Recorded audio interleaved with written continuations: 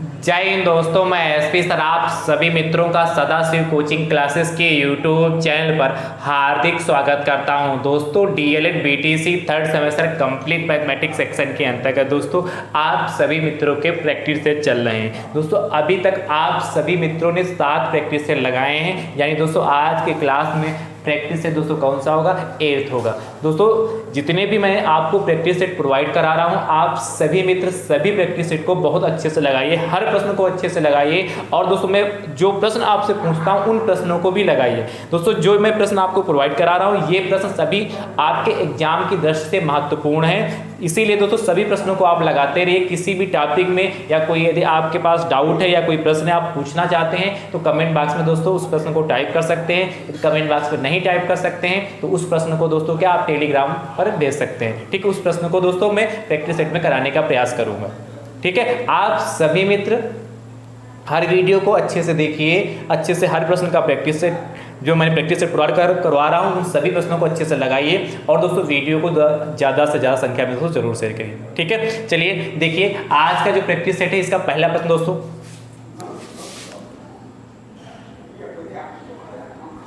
पहला प्रश्न दोस्तों कह रहा है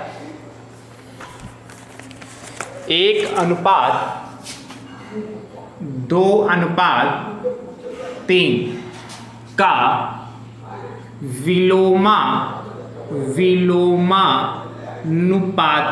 का विलोमानुपाती लिखिए या कहेगा ज्ञात कीजिए। आपसे चाहे विलोमानुपाती कहे, चाहे दोस्तों आपसे प्रतिलोमानुपाती कहे, चाहे आपसे व्युत्क्रमानुपाती कहे, चाहे आपसे कहे प्रतिलोम समानुपात कहे, इस 4 तरीके से दोस्तों यह प्रश्न पूछ सकता है। इस विलोमानुपाती की जगह पे प्रतिलोमानुपाती, व्युत्क्रमानुपाती, प्रतिलोम समानुपात, इस तरीके से दोस्तों 4 तरीके से प्रश्न पूछ सकता है। करेंगे कैसे, बहुत ध्यान से देखिएगा। कह रहा 1, 2, 3 का विलोमानुपाती आपको ज्ञात करना है। ठीक है, तो क्या रेशियो आपके पास 1, 2 और 3। अब दोस्तों देखिए इसका विलोमानुपाती कैसे ज्ञात करेंगे। 1, 2 तो ये आपको रेशियो दे रखा है, तो इसका विलोम मतलब इसका उल्टा, जैसे क्या व्युत्क्रमानुपाती, तो इसका उल्टा तो क्या होगा दोस्तों, 1 का उल्टा 1 ही रहेगा भाई, 1 का उल्टा 1 या 1/1 के लिए बात तो एक ही है। अनुपात 2 का उल्टा दोस्तों क्या हो जाएगा, 1/2 हो जाएगा, और 3 का उल्टा 1/3 हो जाएगा। मतलब जैसे 2 है 2/1 होगा, 3/1 होगा और 1/1 होगा कि नहीं होगा। अब ध्यान समझिएगा, अब जैसे ये आपको लिखा है यहां पर 1, 2, 3 लिखा है। अब देखिए मैं इसका उल्टा करूंगा, व्युत्क्रमानुपाती मतलब उल्टा, तो देखिए 1 जाएगा ऊपर तो 1/3 होगा, 1/3 होगा, 1 ऊपर जाएगा मतलब अंश को हर बनाना, हर को अंश बनाना। ठीक है, अब ध्यान समझिएगा कैसे निकालेंगे। अब देखिए यहां हर में 1 है, 2 है, 3 है, तो हर 2 तथा 3 का लासा, हर 2 तथा 3 का लासा दोस्तों निकाल लेंगे तो कितना होगा, 2, 3 का लासा 6 होगा। अब जो लासा आया है इसको सभी से मल्टीप्लाई करेंगे, तो 1/1 गुणे 1 कितना 6, अनुपात 1/2 गुणे 6, अनुपात 1/3 गुणे 6। देखिए कितना आसान निकालना हुआ। अब देखिए 2 एकम 2, 2 3 या 6, 3 एकम 3, 3 दूनी 6, कितना आ जाएगा, 1 की मल्टीप्लाई 6 से करेंगे तो 6/1 यानी कि 6 अनुपात 3 और अनुपात 2 ये आ जाएंगे, यानी कि 1:2:3 का विलोमानुपाती क्या होगा, 6, 3, 2। तो क्या लिखेंगे, अतः 1:2:3 का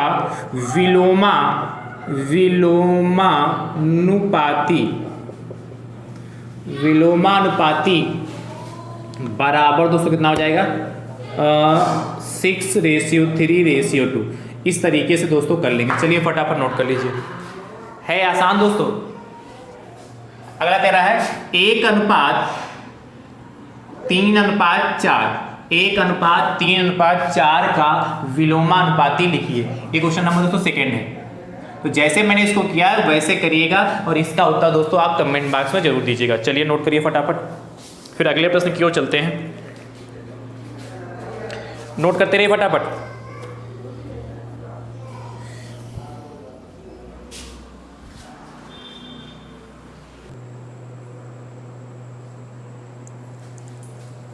चलिए अगला प्रश्न देखिए,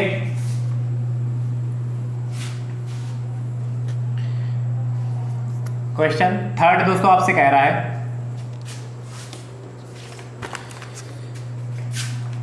3,12 और 15 का चतुर्थानुपाती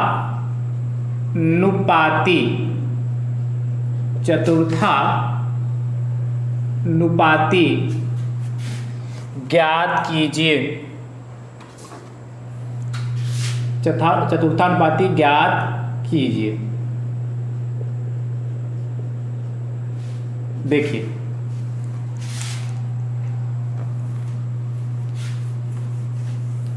कैसे करेंगे इसको, बहुत ध्यान से देखिएगा। करा 3, 12 और 15 का चतुर्थानुपाती ज्ञात कीजिए। दोस्तों मान लेंगे, माना 3,12 और 15 का चतुर्थानुपाती बराबर x। ठीक है, तो क्या हो जाएगा 3, 12 और 15 और x, ये 4 हमारे पास टर्म दे रखे हैं। देखिए इसको 3:12 समानुपात 15:x इस तरीके से लिखते हैं। ठीक, पहले दो पद लिख लिया तो 3:12 हो गया, समानुपात का साइन लगा दिया, 15:x हो गया। देखिए 3/12 इसको लिख सकते हैं, अनुपात का मतलब बटे सही, और समानुपात की जगह बराबर लगा सकते हैं, 15/x हो गया।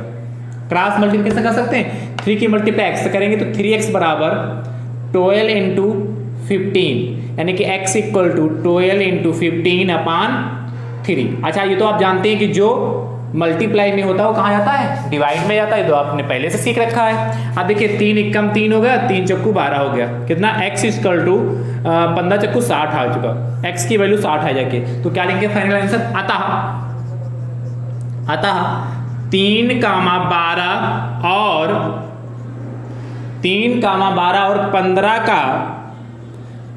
का चतुर्थानुपाती बराबर 60। ये दोस्तों हमारा फाइनल आंसर आ चुका। तो है तो आसान, कर लेंगे कि नहीं। चलिए इसी टाइप का प्रश्न एक देखिए होमवर्क के लिए, 4th नंबर। चौथा प्रश्न दोस्तों आपसे कह रहा है 7, 14, 28, 7, 14, 28 का चतुर्थानुपाती ज्ञात कीजिए।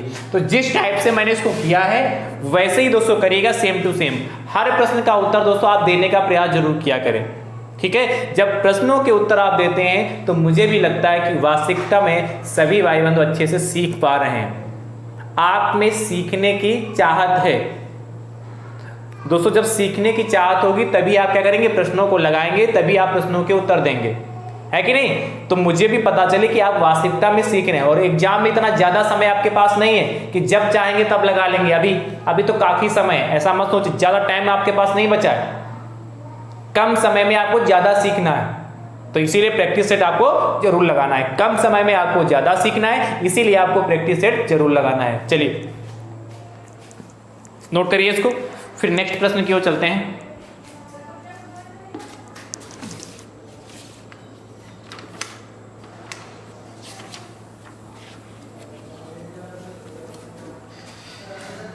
रब करो। चलिए नेक्स्ट 5th नंबर दोस्तों आपसे कह रहा है 5वां प्रश्न, बहुत ध्यान से देखिएगा। कह रहा है एक कक्षा के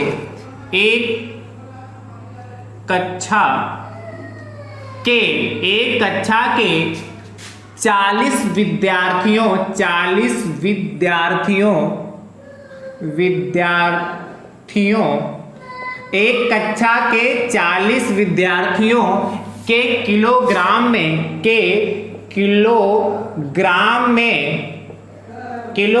में भार के आंकड़े निम्नवत हैं। किलोग्राम में भार के आंकड़े निम्नवत हैं।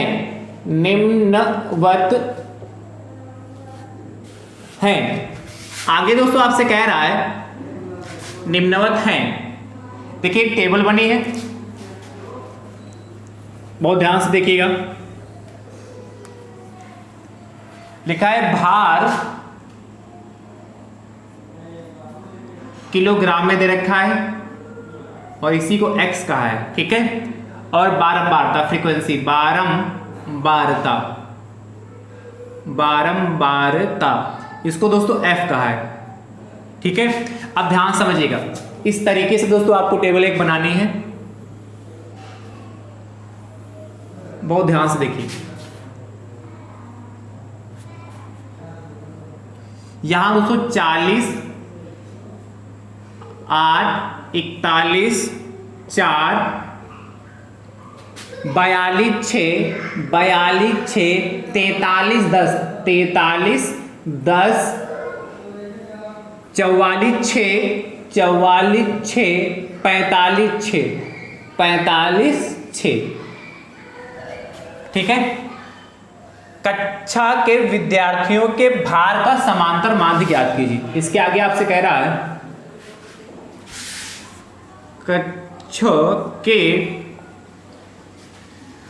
विद्यार्थियों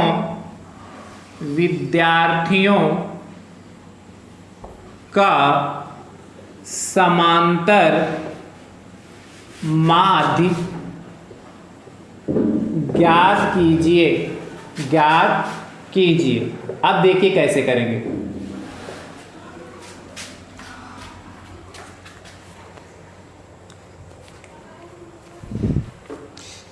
देखिए इसको दोस्तों टेबल बनाएंगे। देखिए भार दे रखा है किलोग्राम में, इसको दोस्तों आपने क्या x माना है, और बारंबारता दोस्तों आपको दे रखी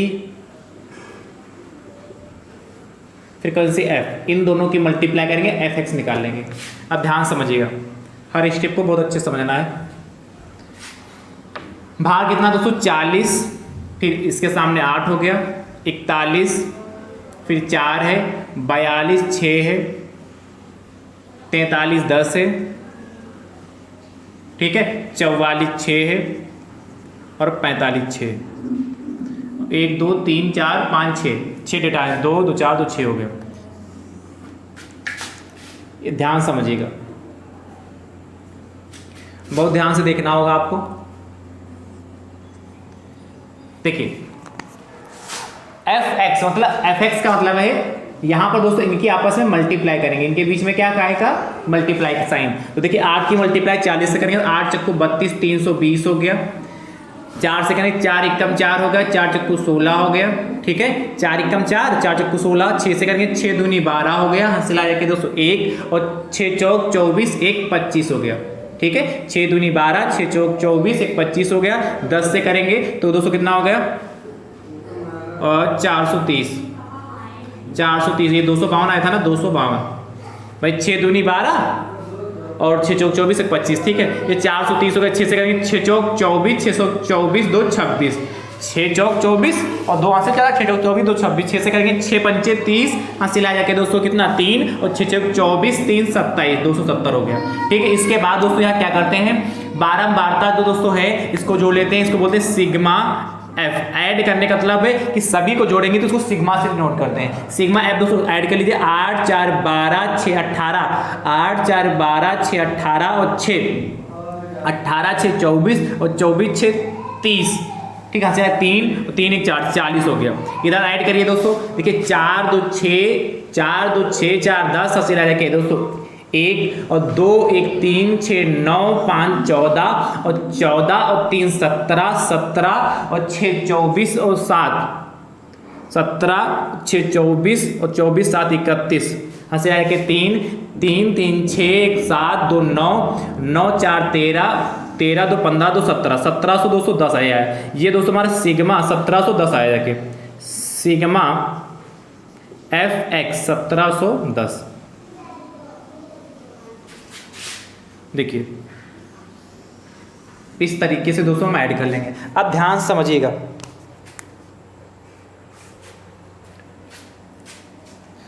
एक बार और ऐड कर लेते हैं, 4 2 6 4 2 6 और 4 10, हासिल आएगा 1 और 1 2 3 6 9 9 और 5 14 14 3 17 और 17 6 23, हाँ 23 और 7 30 होता दोस्तों, 30 ठीक है। हाँ से जाके 3 3 3 6 7 2 9 4 13 और 13 4 17 1700 आएगा, ठीक है। अब ध्यान से समझिए, हमें चाहिए क्या था, समांतर माध्य।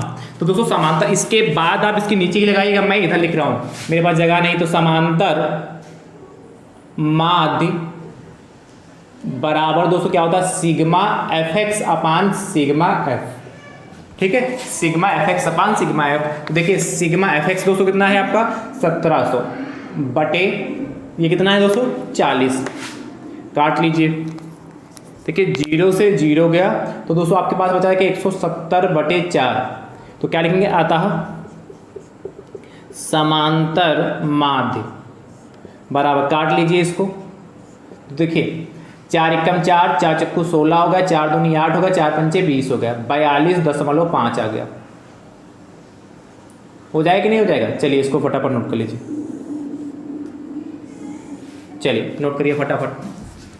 तो 42.5 आया, क्योंकि देखिए सब कुछ किलोग्राम में दे रखा था, इसलिए क्या चाहे तो यहाँ पर 42.5 किलोग्राम भी लगा सकते हैं, इसके आगे लिख लीजिएगा किलोग्राम, यही हमारा आंसर आ चुका। तो है आसान, बस थोड़ा सा ध्यान देना है, बाकी खाली इसमें एक चीज़ आपको निकालनी है, एफ एक्स, ठीक है, एफ एक्स निकालना है, बाकी आसानी से कर लेंगे। 6 नंबर देखिएगा, कह रहा एक कक्षा के 50 विद्यार्थियों के किलोग्राम में भार के आंकड़े निम्नवत हैं। चलिए यही भार है, डिजिट चेंज कर रहा हूँ, 9 6 8 10 और देखिए 9 और 6 9 और 6 15 8 23 10 33 और 33 और 6 39 11, ठीक है। इस टेबल को बनाइएगा और इसको सॉल्व करिएगा, इसका उत्तर दोस्तों कमेंट बॉक्स में जरूर दीजिएगा।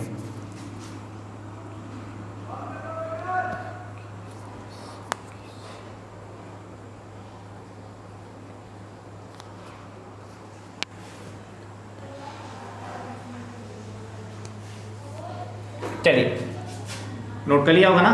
अब चलते दोस्तों 7th क्वेश्चन की ओर। दोस्तों क्या कह रहा है 7th नंबर, आप ध्यान से देखिएगा।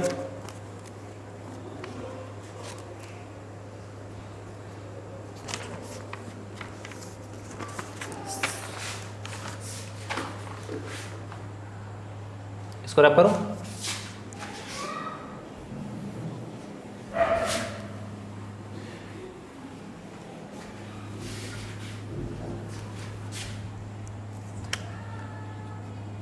सेवंथ दोस्तों आपसे कह रहा है समान ऊंचाई और समान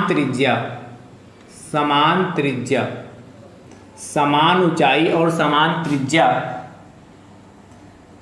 के आधार वाले शंकु के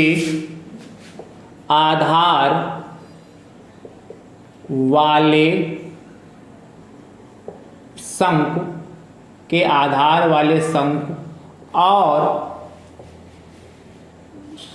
और बेलन के आयतन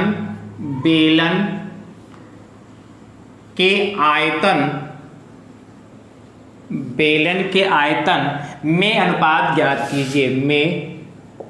अनुपात ज्ञात कीजिए। देखिए आसान ये भी है,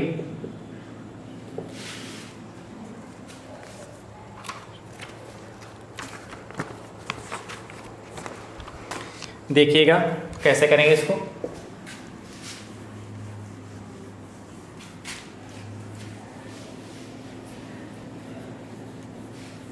आपसे भैया कह रहा है कि समान ऊंचाई और समान त्रिज्या के आधार वाले शंकु और बेलन के आयतन में अनुपात ज्ञात कीजिए। मतलब जो शंकु और बेलन है उसकी त्रिज्या और क्या उसकी ऊंचाई बराबर है। तो दोस्तों एक साइड में लिख लीजिए शंकु,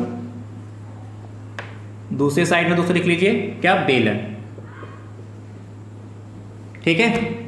शंकु की त्रिज्या दोस्तों मान लेते हैं R1 बराबर R और H1 बराबर दोस्तों H मान लेते हैं। ठीक है, बेलन की त्रिज्या R2 बराबर R और H2 बराबर दोस्तों H मान लेते हैं। मान क्यों लेते हैं, तो कहा ही है, क्या कहा था, समान ऊंचाई और समान त्रिज्या के आधार वाले शंकु और बेलन के आयतन में अनुपात ज्ञात कीजिए। तो हमें क्या, इनके आयतन में अनुपात चाहिए, वॉल्यूम जो है इनका रेशियो चाहिए हमें। तो दोस्तों हमने क्या मान लिया, जब त्रिज्याएं बराबर है तो शंकु की त्रिज्या R1 बराबर R मान ली और बेलन की त्रिज्या R2 बराबर R मान ली। शंकु की जो ऊंचाई H1 बराबर H मान लिया और बेलन की ऊंचाई H2 बराबर H मान लिया। चाहिए क्या, शंकु और बेलन के आयतन में अनुपात। तो दोस्तों क्या लिखेंगे, शंकु का आयतन वॉल्यूम ऑफ कोन अपान बेलन का आयतन, वॉल्यूम ऑफ सिलेंडर। ठीक है, तो शंकु का दोस्तों आयतन क्या होता है, 1/3 पाई R स्क्वायर H और बेलन का आयतन दोस्तों क्या होता है, पाई R स्क्वायर H। अब चूंकि देखिए शंकु का दोस्तों आपने R1 H1 से माना तो ये R1 हो जाएगा, ये H1 हो जाएगा, ये R2 हो जाएगा, ये H2 हो जाएगा। इतनी बात क्लियर हो गई। अब ध्यान समझिएगा, 1/3 हमारे पास ऐसे रहा, पाई चाहे तो पाई काट दिया, लिख लीजिए पाई R1 दोस्तों कितना हमारा, R1 की जगह R, तो R1 की जगह जब R रखेंगे तो R स्क्वायर ही होगा और H1 की जगह दोस्तों H लिखेंगे तो H ही रहेगा, अपान पाई R स्क्वायर। क्यों, R2 की जगह दोस्तों R रखेंगे तो R2 स्क्वायर हो जाएगा, H2 की जगह H रखेंगे तो कितना हो जाएगा, H हो जाएगा। अब ध्यान समझिएगा, पाई R स्क्वायर H पाई R स्क्वायर H कैंसिल होगा दोस्तों, हमारे पास बचेगा क्या, 1/3 नहीं तो बचेगा। तो दोस्तों क्या, शंकु का आयतन, शंकु का आयतन अपान बेलन का आयतन। ठीक है, ये हो गया। या भाई इस तरीके से लिखेंगे, शंकु का आयतन अनुपात बेलन का आयतन, बेलन का आयतन, शंकु का आयतन अनुपात बेलन का आयतन बराबर 1/3। ये हमारा फाइनल आंसर आ चुका। तो देखने में लग रहा था कि इस प्रश्न में कुछ भी नहीं दिया है, पर दोस्तों ध्यान से पढ़ेंगे तो बातें क्लियर हो जाएंगी। चलिए नोट कर लीजिए।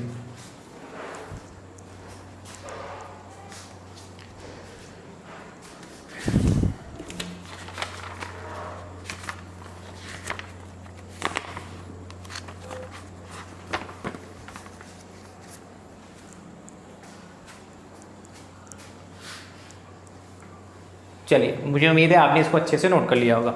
अब दोस्तों अगला प्रश्न देखिएगा।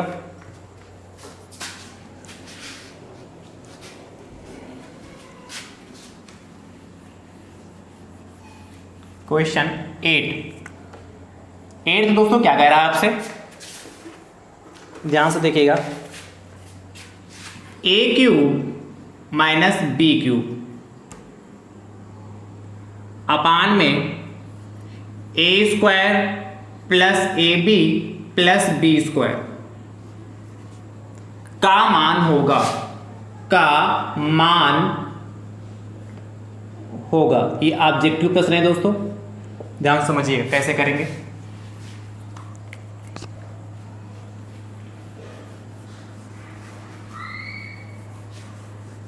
इसके 4 ऑप्शन दोस्तों आपको दे रखे हैं, इन चारों ऑप्शनों को ध्यान से देखिएगा।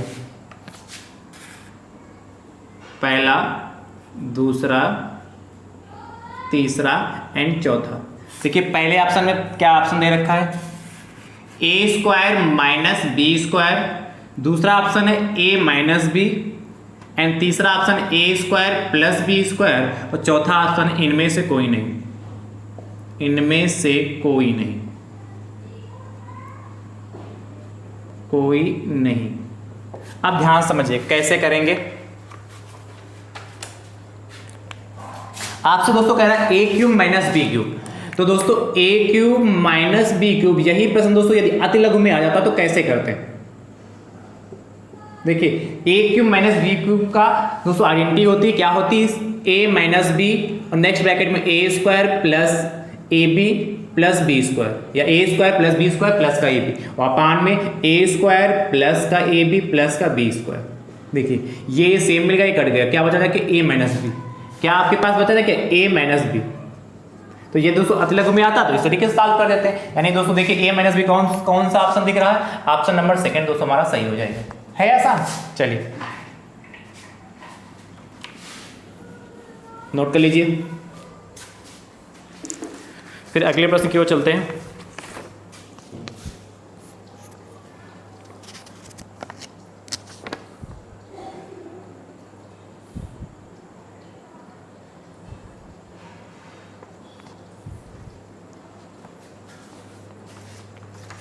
अगला दोस्तों आपसे कह रहा है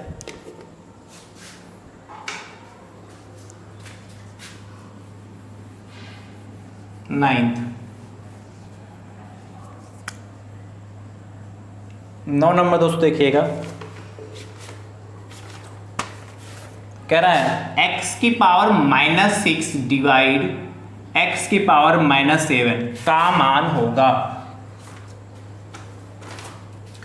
का मान होगा। देखिए है, ये है दोस्तों बहुत ही आसान। देखिए ऑप्शन दोस्तों इसके आपके पास हैं x की पावर -1, x की पावर -2, x की पावर +1 एंड x की पावर +2। कैसे करेंगे इसको ध्यान समझिएगा। क्या कहा, x की पावर -6 से डिवाइड है दोस्तों x की पावर -7, तो आपको पता क्या x की पावर -6 इंटू 1/x की पावर -7 हो जाएगा। इतनी बात क्लियर हो कि नहीं भाई। भाग है, इसको सॉल्व करेंगे तो गुणे में चेंज कर देंगे, तो इसलिए कितना गुणे क्या 1/x की पावर -7 हो जाएगा। अब ध्यान समझिएगा, x की पावर -6 ऐसे रहा, इंटू लगा लिया, x की पावर देखिए ऊपर जाएगा तो प्लस का 7 हो जाएगा कि नहीं, होगा कि नहीं होगा भाई। प्लस का 7 या खाली 7 लिख ले, बात तो कि भाई माइनस का है, हर से अंश में जाएंगे तो प्लस में हो जाएगा। तो x की पावर -6 और +7, a की पावर m इंटू a की पावर n बराबर क्या होता है, a की पावर m प्लस n होता है। इसको मैंने आपको समझाया। अब देखिए x की पावर -6 प्लस का 7 यानी कि 1 बचेगा, 1 मतलब प्लस का 1, यानी कि x की पावर प्लस का 1 ऑप्शन नंबर दोस्तों आपका थर्ड सही हो जाएगा। ठीक है, चलिए नोट करिए। अगला देखिएगा दोस्तों प्रश्न,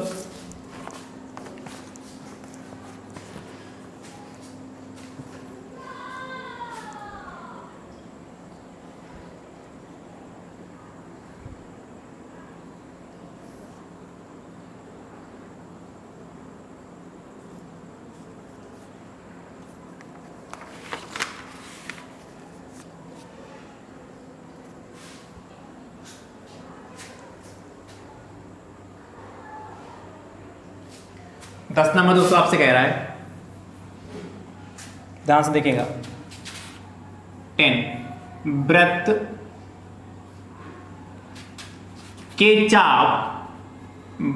के चाप और उसकी जीवा द्वारा घिरा हुआ क्षेत्र, और उसकी जीवा द्वारा घिरा हुआ क्षेत्र, जीवा द्वारा घिरा हुआ क्षेत्र कहलाता है,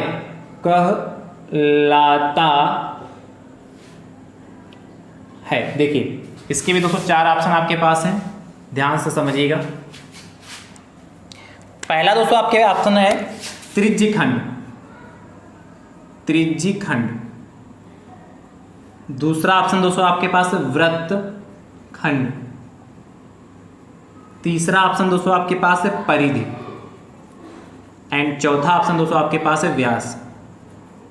अब ध्यान समझिएगा कैसे करेंगे इसको। कह रहा है वृत्त के चाप और उसकी जीवा द्वारा, तो दोस्तों ये हमारा वृत्त हो गया, इसकी मान लेते हैं दोस्तों ये हमारी चाप, यहां से इस बिंदु से इस बिंदु तक ये हमारी चाप हो गई। कह रहा है वृत्त के चाप और उसकी जीवा, देखिए मैंने एक जीवा खींच ली, तो देखिए ये हमारी जीवा ए बी हमारी जीवा हो गई। यहां पर एक पॉइंट x मान लेते हैं, ठीक है। तो वृत्त के चाप और उसकी जीवा द्वारा घिरा हुआ क्षेत्र कहलाएगा। तो ये देखिए, ये हमारी वृत्त की चाप हो गई AXB और ये हमारी जीवा हो गई। तो वृत्त की चाप और जीवा द्वारा जो घिरा क्षेत्र कहलाएगा वो दोस्तों हमारा क्या कहलाएगा? वृत्तखंड कहलाएगा। क्या कहलाएगा? वृत्तखंड। और कैसा वृत्तखंड दोस्तों ये हमारा होगा? देखिए, वृत्तखंड भी दो टाइप के होते हैं। जो बड़ा होगा उसको क्या कहेंगे? दीर्घ वृत्तखंड कहेंगे, दीर्घ वृत्तखंड कहेंगे, वृत्तखंड, ठीक है। और जो छोटा होगा उसको कहेंगे लघु वृत्तखंड। पर देखिए, इसमें दीर्घ और लघु का कोई भी जिक्र नहीं किया गया है, तो इसलिए दोस्तों सिर्फ क्या कहेंगे? इसको वृत्तखंड कहेंगे। यानी कि ऑप्शन नंबर दोस्तों आपका सेकंड सही हो जाएगा। वृत्त का जो चाप AXB वृत्त का चाप हो गई, और इसकी जीवा दोस्तों कौन सी? उसकी जीवा AB जीवा होगी। इसके द्वारा घिरा क्षेत्र हमारा दोस्तों क्या कहलाएगा? वृत्तखंड कहलाएगा। चलिए नोट कर लीजिए।